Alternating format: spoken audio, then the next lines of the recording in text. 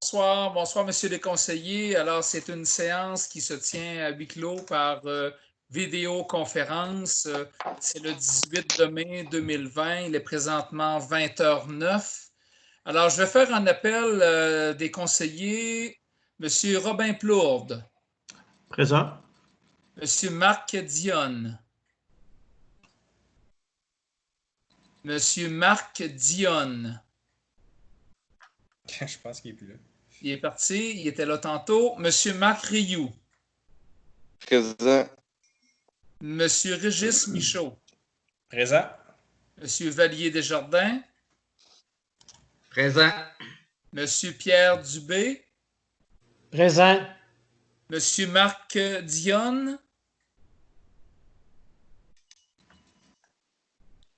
Il a peut-être fermé son micro. Alors, de toute façon, même si Monsieur Dionne n'est pas connecté, on a quand même quorum. Et évidemment, on est toujours autorisé, selon le décret 483-2020 du... non, c'est pas le bon décret. Le décret...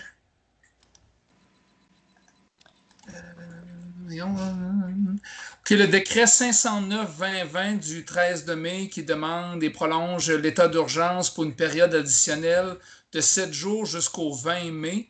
Alors, on est le 18 mai, on est encore en période d'état d'urgence.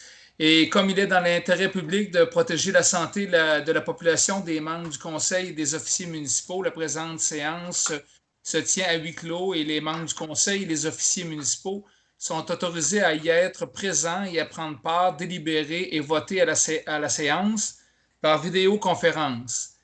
Alors, ça prend une proposition que le conseiller accepte que la présente séance soit tenue à huis clos et que les membres du conseil et les officiers municipaux puissent y participer par vidéoconférence. Une proposition est de mise. Je propose. Nommez-vous, s'il vous plaît. Régis Michaud. Régis Michaud, merci bien. Alors, à l'ordre du jour ce soir, comme c'est une extraordinaire, ça va être relativement court.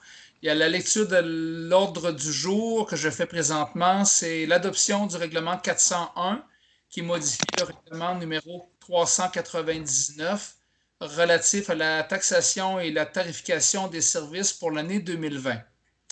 En 5, modification du taux d'intérêt et pénalités en période de pandémie du COVID-19. En 6, Vidéotron dépose un projet au CRTC dans le cadre du programme de financement Fonds pour la large bande pour les municipalités de Saint-Arsène. En 7, période de questions. En 8, levée de l'Assemblée. Alors, il n'y a pas de varia ouvert étant donné que c'est une extraordinaire. J'attends une proposition, s'il vous plaît. Je propose Pierre Dubé. Je propose Marc Rioux. Monsieur Pierre Dubé, tout le monde est d'accord? Oui. Alors, en 4, c'est l'adoption du règlement 401. C'est relatif à la taxation et la tarification des services pour l'année 2020. Alors, le projet consiste à abroger un article du règlement 399. Alors, dans le nouveau règlement 401, sera abrogé le point 1 de l'article 4, c'est-à-dire le taux d'intérêt pour tous les comptes dus à la municipalité de la paroisse Saint-Arsène est fixé à 15 % pour l'exercice financier 2020. Donc, dans le projet 401, cette phrase-là va être absente. Il ne sera pas question de taux d'intérêt. Nous allons procéder par résolution par période précise pour le taux d'intérêt pour l'endettement envers la municipalité. Est-ce que ça prend plus d'explications ou le texte est là? Ça va. Je prendrai une proposition. Je propose Régis Michaud. Monsieur Régis Michaud, tout le monde est d'accord? Oui. Oui. Alors, le projet 401 est adopté. En 5, modification du taux d'intérêt en période de pandémie du COVID-19. Alors, comme on vient d'abroger le numéro 1 de l'article 4 du règlement 399 qui était de 15 %. Le règlement numéro 401 abroge ce point. Alors, il est opportun de fixer par résolution un nouveau taux d'intérêt pour tous les comptes dus à la municipalité de la paroisse de Saint-Arsène. Et quand je dis tous les comptes dus, ce n'est pas uniquement la taxation, c'est toute somme, tout endettement de citoyens envers la municipalité, peu importe le motif. Considérant que le 13 de mars, le gouvernement du Québec a décrété l'état d'urgence sanitaire sur le territoire pour lutter contre la crise du COVID-19, considérant que la situation de plusieurs citoyens et citoyennes peut être précaire en raison de la COVID-19, étant donné les consignes édictées par le gouvernement provincial au cours des dernières semaines, il est proposé par le conseiller que le taux d'intérêt pour tous les comptes dus à la municipalité de la paroisse Saint-Arsène soit fixé à 5 % pour la période du 1er juin au 31 août 2020, compte tenu de la déclaration d'état d'urgence sanitaire proclamée par le décret 177-2020 du 13 mars 2020. Alors, est-ce qu'il y a des questions additionnelles là-dessus? Non. Je prendrai une proposition, s'il vous plaît. Je vais y aller. Monsieur Vallier de Jardin. Tout le monde est d'accord? Oui. Merci beaucoup. Oui. En 6, demande de priorisation du projet de Vidéotron déposé au CRTC dans le cadre du programme de financement Fonds pour la large bande pour la municipalité de Saint-Arsène.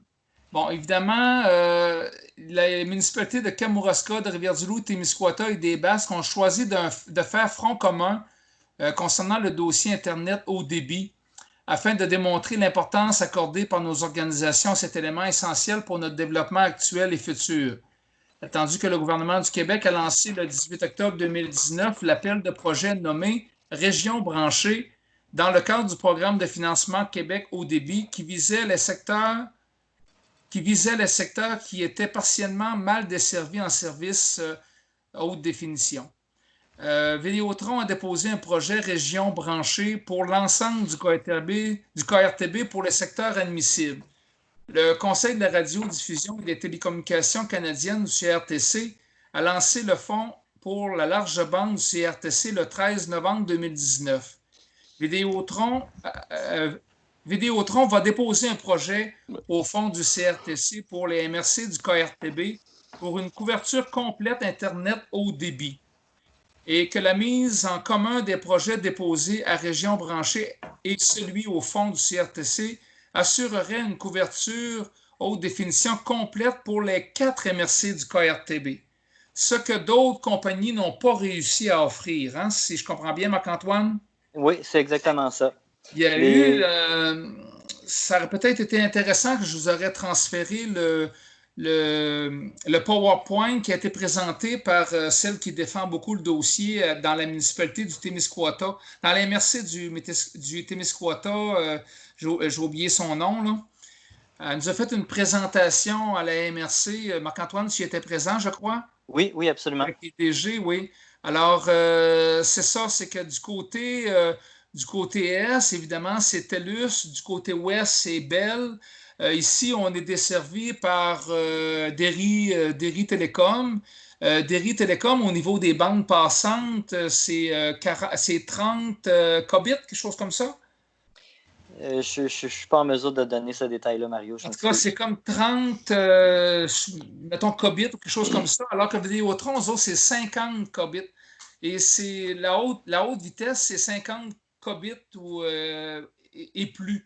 Alors même, nous, le village ici étant desservi par Derry Télécom, on n'est pas considéré comme à haute vitesse, malgré que ça va bien et qu'on a un excellent service, là. Mais le projet de Vidéotron pour les secteurs hors du périmètre urbain du village ici, ça va être intéressant pour les citoyens, dont Vallier, là, qui a souvent de la difficulté à se brancher, entre autres. Alors, actuellement, le KRTB est situé en 2 zones déjà bien couvertes, soit celle de la MRC de Lillet à l'ouest et de la MRC Neigette à l'est par l'entremise de TELUS, et une importante aide financière pour le programme Québec branché et branché pour innover. La réalisation de ces projets rendrait complète la couverture de l'est du Québec du côté sud du fleuve Saint-Laurent. Alors, c'est quand même pas rien le projet de Vidéotron.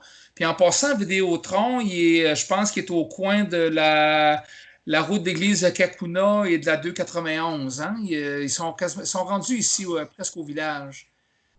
Et alors, on propose que le conseiller, et qui serait résolu à l'unanimité des membres du conseil, que la municipalité de Saint-Arsène demande au CRTC de prioriser le projet déposé par l'entreprise Vidéotron pour les 4 MRC du KRTB, en accordant à Vidéotron le financement nécessaire pour déployer un service Internet haut débit dans tous les secteurs admissibles au programme et ainsi assurer une couverture complète pour le KRTB par l'addition du projet déposé à Région branchée du programme Québec haut débit en 2019. Je ne sais pas si vous avez des questions additionnelles. Au niveau MRC, on